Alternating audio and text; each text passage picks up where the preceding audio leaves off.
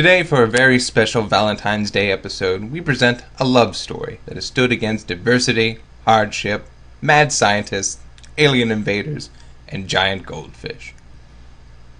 That's right, this week we take a look at Annabelle from Eek the Cat. Ah, Eek the Cat. Just thinking about it makes me want to hiss through my teeth. Eek was among the animated hits of Fox in the 1990s. Hits like X-Men, Spider-Man, and,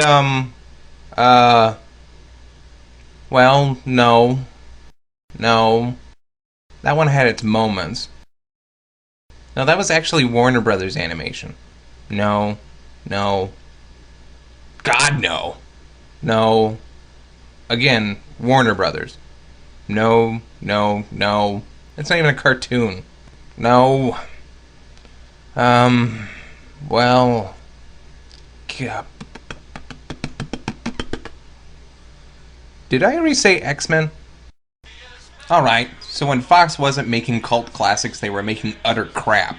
But Eek was pretty popular back in the day, although its comedy hasn't aged well. And besides, the helpful stewardesses are just about to serve dinner here in the coach section.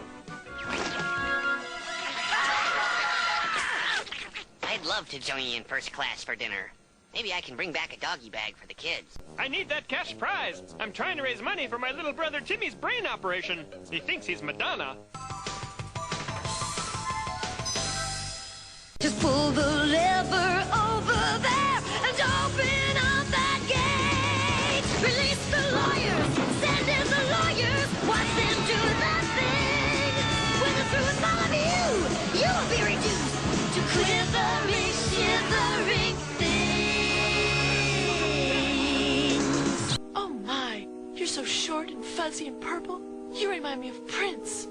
I mean, I always heard that agents were blood-sucking, psychophantic leeches who have no souls and would sell their own moms to convicts if they thought... No, I'm not an entertainment industry agent. I am secret agent. And it did have some edgy humor. My favorite is the bus-driving whale. I can't do this. I hate this. Can't breathe. Need water. He just doesn't head for water. He actually drives the bus off the pier, most likely injuring, if not killing, the kids on the bus. But then you had jokes like this. Yes, he's Shardy, the magical dancing piece of glass. He's really sharp, and he's kind of a nut. If you sit on his head, he'll stick you up. I don't get it. Glass rhymes with ass. If you're not going to say a word, you might as well not say a bad word. Since when was butt one of the 7 words you couldn't say on TV? Oh yeah, from the other short-lived Fox show, Little Carlin's Big Mouth. Eek was the story of a fuzzy purple cat who would get into all kinds of bizarre situations, usually through his own good yet naive nature. He was also known for taking a ton of punishment from anything and everything on the show, thus his name being Eek. I know that seems cheap and self-explanatory, but it's a lot more subtle than other shows. And despite all the violence and outdated humor, it was Eek that taught us that we should always stay positive. And of course... It never hurts to help. And who did he help? Why, a beloved cast of Elmo the Elk, the Squishy Bears, Jock was my favorite, the NASA guys, Mom and the Kids, and of course... Strippy, my faithful wonder maggot. Then there was...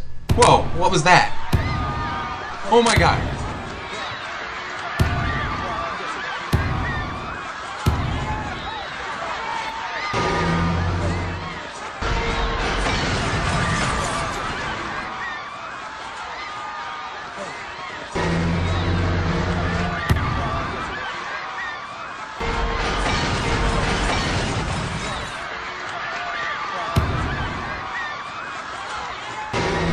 Oh no! So yeah, if you haven't guessed by now, that's Annabelle, an overweight, overeating, over-southern feline, and Eek's girlfriend since the first episode she showed up. But even from the beginning, it's been a love-hate relationship. You see, Eek has always loved Annabelle, and Sharky has always hated Eek's guts. Oh, did I forget to mention Sharky, the shark dog? Sharky is Annabelle's pet, who has an extremely bad temper and is really aggressive. But he is not without his finer points. Sharky hates just about anyone who dares to come into his yard, but he hates Eek most of all, mainly because Annabelle likes him so much, and Eek's clumsiness tends to get him injured too. It all started when Annabelle moved to the house next door. Eek was smitten with love the instant he saw her. Then this Cupid guy pops up and tells Eek that he's here to hook the two of them up so he can earn his other wing. What is with this angels earning their wings thing? That's what makes you an angel. And after you get the two, what? Can you just retire? Is the number of wings proportional to the number of good deeds performed? But of course, Sharky makes it nearly impossible for Eek to talk to Annabelle. But eventually Eek takes Annabelle out on a date, and love conquers all, including mutant psycho dogs. And Annabelle was the perfect girl for Eek, considering how much punishment he can take.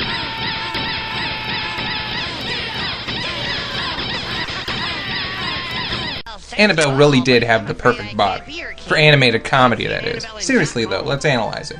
You have a massive body supported by two string-thin legs, equally minuscule arms, squashed together eyes, and a pair of Jessica Rabbit lips. Plus the oversized bow, just to cutie it up. Because a giant pink thing in high heels just wasn't feminine enough. Which is why these two jealous cats wandered her out of the way in the infamous musical episode, Quadrupedia. She's in this magazine, sister, look at her. Just oozing, wholesome, sweet and clean. A world where a girl is judged by her actions and morals instead of her outward appearance? This show is more out there than Pee-wee's Playhouse. This is crack. I remember this episode for two reasons. First,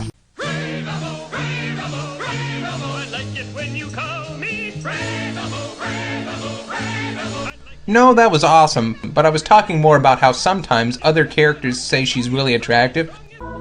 You're even more lovely in person, Annabelle. But then you had this running gag where every babe, You mean intelligent female role model? regardless, you have all these attractive women in the series hitting on Eek.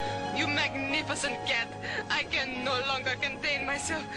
I love you. But he just says, Gee, Sasha, I'm really flattered, but I've already got a girlfriend. then he whips out this picture, and the response is always, Gee, she's so fat. Gee, she's really fat. Yeah, man, she is really, fat, you know. Really? Really? Really? now that's devotion. I wish I could say the same about Annabelle, though. Jeez, lady, how about a little privacy around here? Oh, excuse me. The other thing is the show made a regular practice of putting Annabelle in trouble so that Eek would have to save her, often reducing her character to a MacGuffin and walking fat joke. But I like the situations she gets in, like going down a drain and winding up a goddess of an island society, or being kidnapped by aliens to be the power source of their death ray. The episodes where the two motifs meet is another one of my personal favorites called Fatal Eek Traction. It's where this hot bitch, and I mean that literally, shows up and instantly fixates on Eek. I'm Alice, and your greeting means a lot to me, Eek. Gee, it never hurts to be greeted. You know, Eek, we've only just met. Already I feel something special between us. Yeah, I feel it too. It's his fire hydrant. I shall rid the world of that bountiful bulbous beauty, and then Eek the Cat shall be mine. I should have done this episode about her. She's the only one that can just tear through Sharky. It's a great parody, but it ends up stopping abruptly with two stupid evil twin jokes. That happened a lot. The story would just stop. Oh, you don't like the endings? Well, up yours, kid. What are you gonna do, watch the WB? I like to see that. Eek was a great cartoon, great characters, over-the-top violence. And when I think about Fox cartoons of that bygone era, Eek seems to stand out as the embodiment of that look and humor. But Annabelle is a bit of a riddle. I mean, the fat jokes weren't that funny, and she wasn't too funny in her own right either. But in the end, these two taught us the true meaning of love, which is, Oh, well, I guess it wasn't anything important. Let's have lunch. It sounded like an angel come to earth. When I went to meet her, man, you should have seen her. Twice as tall as me, 3 times the girl.